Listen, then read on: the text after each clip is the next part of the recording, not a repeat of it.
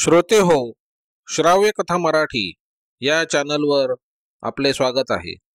श्रोते हो, आपण जर अद्याप आमच्या चॅनलला सबस्क्राईब केलं नसेल तर लगेच सबस्क्राईब करा, लाईक करा, शेअर करा आणि बेल आयकॉनवर क्लिक करायला विसरू नका. श्रोते हो, मी आपल्याला आता श्रीकांत सिनकर यांच्या विविध पोलीस तपास कथा, रहस्य कथा सादर करत आहे. यातील गुप्त पोलीस कथा या कथासंग्रहातील अपघातातील अपघात ही एक कथा. दिनांक 5 जुलै 1969 रोजी रात्री 10च्या सुमारास MRS 4933 ही गाडी JJ हॉस्पिटल पाशी उभी होती. या टॅक्सीचा ड्रायव्हर रजाक हुसेन शेख आपल्या टॅक्सीला रेलून सिगरेट ओढत होता. इतक्यात 4 समवयीन तरुण त्या टॅक्सीपाशी आले आणि या टॅक्सीत बसून त्यांनी टॅक्सी शिवडीस नेण्यास रजाकला सांगितले. रजाकनं शांतपणे टॅक्सी सुरू केली आणि शिवडीच्या दिशेने निघाला. रजाकच्या शेजारी जो तरुण बसला होता त्याचं नाव जॉन उर्फ सुरेंद्र परमपिल्ले. या जॉनचे इतर सहकारी अब्दुल गनी, अब्दुल रशीद आणि पहाडी मोतीलाल हे तिघे त्या टॅक्सीच्या मागच्या बाजूस बसले होते. JJ हॉस्पिटलमधून निघालेली रजाकची टॅक्सी अनेक वळणं घेऊन 10:15च्या सुमारास शिवडीच्या मेसंट रोडवर आली. हा रस्ता तेव्हा जवळपास निर्मनुष्यच होता. शिवाय या रस्त्यावर बराचसा अंधारही होता. मेसंट रोडवर टॅक्सी येता जॉननं रजाकला टॅक्सी थांबवण्यास सांगितले आणि तो टॅक्सीतून खाली उतरला. परंतु त्याचे सहकारी मात्र टॅक्सीतच बसून राहिले होते. या टॅक्सीतून खाली उतरताच जॉननं टॅक्सीला वळसा घातला आणि रजाकच्या बाजूला आला. इतक्यात टॅक्सीच्या मागच्या बाजूस बसलेले अब्दुल गनी आणि अब्दुल रशीद यांनी अचानकपणे रजाकच्या मानेभोवती आपल्या हाताचे विळखे घातले आणि त्याला मागे ओढून धरले. तसा रजाक हादरलाच. मदतीच्या अपेक्षेने तो ओरडणार इतक्यात जॉननं आपल्या खिशातून एक रामपुरी चाकू बाहेर काढला आणि ज्या चाकूच्या धाकावर रजाकला गप्प करून त्याने त्याला लुबाडण्यास सुरुवात केली. रजाकचे घड्याळ आणि त्याच्याजवळचे रोख 140 रुपये या चौकडीने लुबाडले आणि त्याला थोडी मारहाण करून ही चौकडी मेसंट रोडवरील फुटब्रिजवरून काळोखाचा फायदा घेऊन रेल्वे मार्गात पळून गेली. आपलं घड्याळ तर गेलं, शिवाय आपली 2 दिवसाची कमाई गेली हे बघून रजाक घाबरला. त्याची अत्यंत शोचनीय अवस्था झाली. या अवस्थेतच रजाक शिवडी पोलीस स्टेशनवर येऊन हजर झाला.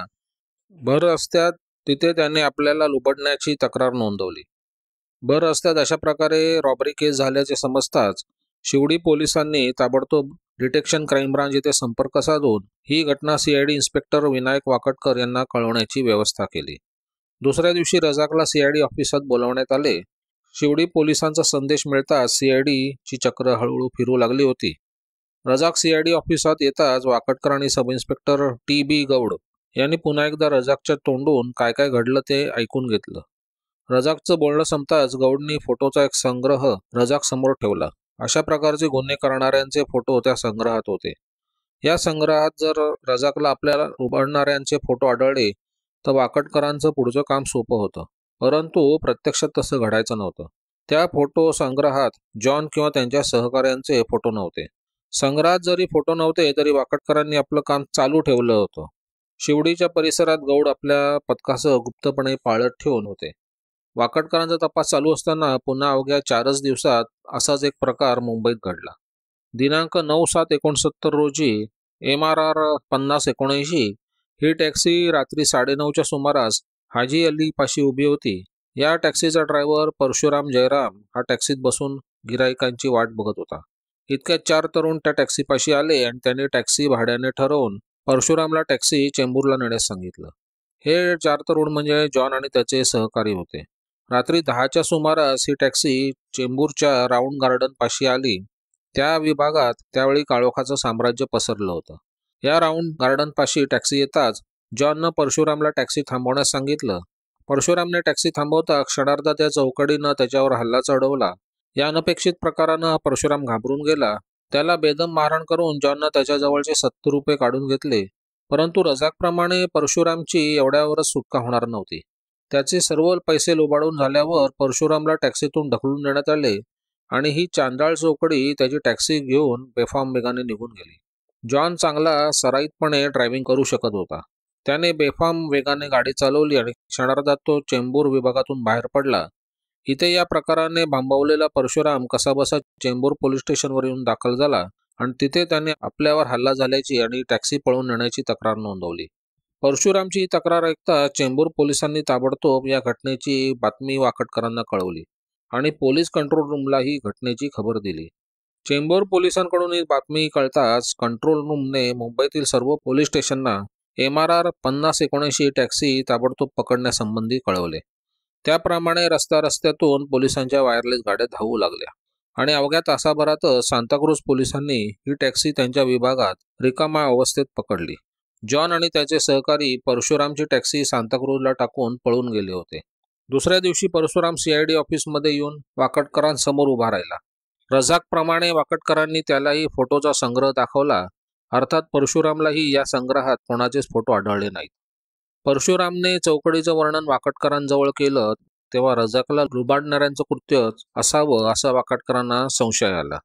आता वाकडकरांनी हाजी अली चेंबूर JJ हॉस्पिटल शिवडी येथे आपले लक्ष केंद्रित केलं आणि गौड यांना योग्य त्या सूचना देऊन त्या विभागात गस्त घालण्यास सांगितलं. दरम्यान सांताक्रूज पोलिसांनी पकडलेली टॅक्सी CID ऑफिसात आणण्यात आली. ही टॅक्सी पकडल्यावर त्या टॅक्सीच्या स्टिअरिंगचे फोटो घेऊन ते फोटो फिंगरप्रिंट ब्युरोकडे पाठवण्यात आले. या आधारे कोणाचे ठसे सापडतात किंवा काय वाकडकरांना बघायचं होतं. परंतु जे ठसे परशुरामच्या टॅक्सीत सापडले होते ते ठसे पोलिसांच्या रेकॉर्डमध्ये नव्हते. याचाच अर्थ ही टोळी पूर्णपणे नवीन होती याची वाकडकरांना खात्री झाली आणि या टोळीचा कसून शोध घेण्यास सुरुवात झाली. अशा प्रकारचे आणखी गुन्हे होऊ नये म्हणून लवकरच ही टोळी वाकडकरांना पकडायची होती. पहिला गुन्हा झाल्यावर जेमतेम 4 दिवसांनी पुन्हा तोच गुन्हा घडला होता आणि दुसरा गुन्हा घडल्यानंतर अवघ्या 5च दिवसात त्याच प्रकारचा गुन्हा पुन्हा घडला. दिनांक 14 जुलै 1969 रोजी रात्री 10:30 वाजता MRP 1802 ही टॅक्सी JJ हॉस्पिटलपाशी उभी असताना 2 तरुणांनी टॅक्सी एंगेज करून टॅक्सी ड्रायव्हर मुस्ताक हुसेन याला टॅक्सी शिवडीच नेण्यास सांगितली. ही टॅक्सी ज्यांनी एंगेज केली होती ते जॉन आणि अब्दुल गनी हे होते. मुस्ताकची टॅक्सी जेव्हा मुजावर पाखडी रोड येथे आली तेव्हा जॉननं लघवीचं कारण सांगून मुस्ताकला टॅक्सी थांबवण्यास सांगितलं.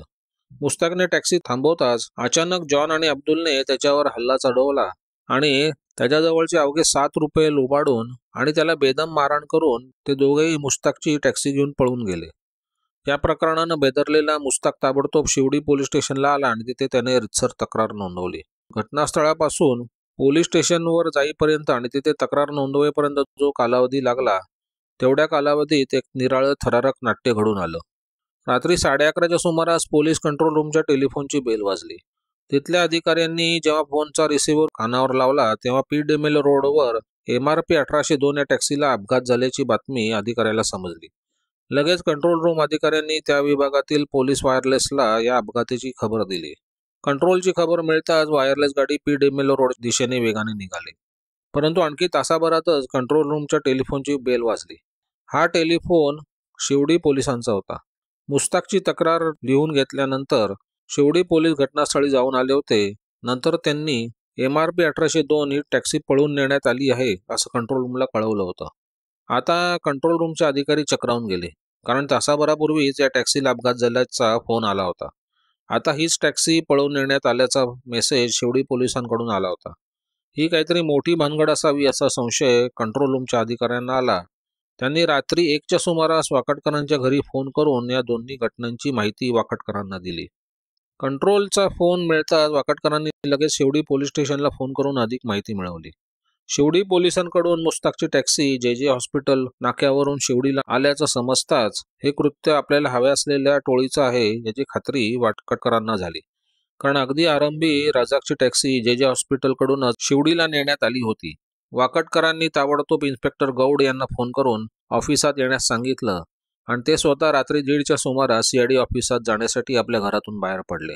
PDML रोडवर MRP 1802 या मुस्ताकच्या टॅक्सीला अपघात कसा झाला ते पाहून शिवडी विभागात मुस्ताकला लुबाडल्यावर आणि टॅक्सी पळवल्यावर जॉन आणि अब्दुल क्षणार्धात शिवडी विभागातून बाहेर आले. जॉन बेफाम वेगानं ड्रायव्हिंग करत होता. याच वेगानं तो PDML रोडवर आला. तो टॅक्सी इतक्या वेगानं चालवत होता की त्याच्यावर ताबा राहिला नाही. रस्त्यातील 3-4 माणसांना जखमी करून जॉननं टॅक्सी घुसवली तिथे एका गोदामाच्या दरवाजावर. या अपघातात रस्त्यावरची 3-4 माणसं तर जखमी झालीच परंतु खुद्द जॉन आणि अब्दुल एक जबर जखमी झाले. या अपघातात मुस्ताकच्या टॅक्सीचं अतोनात नुकसान झालं. याच अपघाताची खबर तिथल्या एका नागरिकानं कंट्रोल रूमला दिली होती. एवढा भीषण अपघातून सुद्धा जॉन बराच सावध होता. त्यानं आपल्या खिशातला चाकू गुपचूपपणे बाहेर काढून टॅक्सी खाली टाकून दिला होता. रात्री 2च्या सुमारास वाकडकर आणि गौड CID ऑफिसमध्ये येऊन पोहोचले.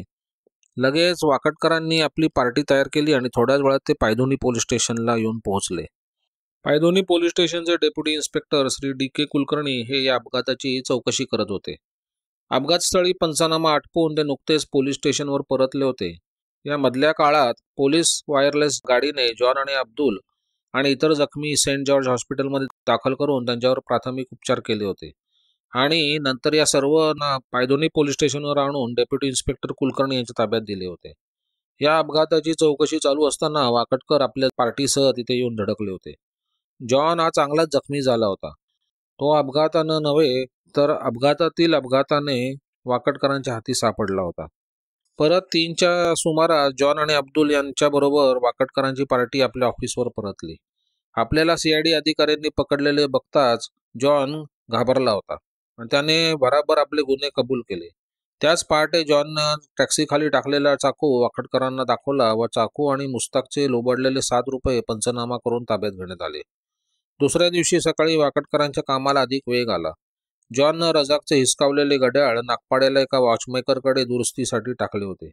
तेही पंचनामा करून ताब्यात घेण्यात आले. जॉन आणि अब्दुल जरी हाती सापडले होते तरी त्यांचे 2 साथीदार सापडणं आवश्यक होते. जॉनला अटक करण्यात आली आणि त्याच्या दुसऱ्या दिवशी वाकडकर गौड, सब इन्स्पेक्टर दुधाट आणि हवालदार शंकर कदम हे जॉननंच दिलेल्या माहितीनुसार JJ हॉस्पिटल पाशी आले आणि तिथे असलेल्या गुडलक मोटर ट्रेनिंग पाशी हमालीचं काम करणाऱ्या पहाडी मोतीलाल याच्यावर झडप घालून या पार्टीनं त्याला क्षणार्धात अटक केली. पहाडी मोतीलालला अटक केल्यानंतर वाकडकरांची पार्टी अब्दुल रशीदला अटक करण्यासाठी बंगालीपुरा क्रॉफर्ड मार्केट पाशी आली आणि इथेच अब्दुल रशीदला या पार्टीने शोध घेऊन हुडकून काढले आणि त्यालाही अटक करण्यात आली. हे 4ही आरोपी हाती सापडताच या सर्वांची जेव्हा ओळख परेड घेण्यात आली तेव्हा रजाक, परशुराम, मुस्ताक आणि पीर डिमेलो रोडवर जखमी झालेल्यांनी या आरोपींना ओळखले. ही ओळख परेड आटोपताच वाकडकरांनी या आरोपींविरुद्ध साक्षी पुरावा जमा केला आणि एस्प्लनेड कोर्टात त्यांच्याविरुद्ध आरोपपत्र दाखल केले. या कोर्टात प्राथमिक कामकाज आटोपल्यानंतर हा खटला पुढे सेशन कमिट करण्यात आला. सेशन कोर्टात या आरोपींचे गुन्हे शाबित होऊन जॉन याला 7 वर्ष सक्तमजुरी, अब्दुल गनी आणि अब्दुल रशीद यांना प्रत्येकी 1 वर्ष सक्तमजुरी अशी शिक्षा देण्यात आली. पहाडी मोतीलालची मात्र पुराव्याअभावी मुक्तता करण्यात आली.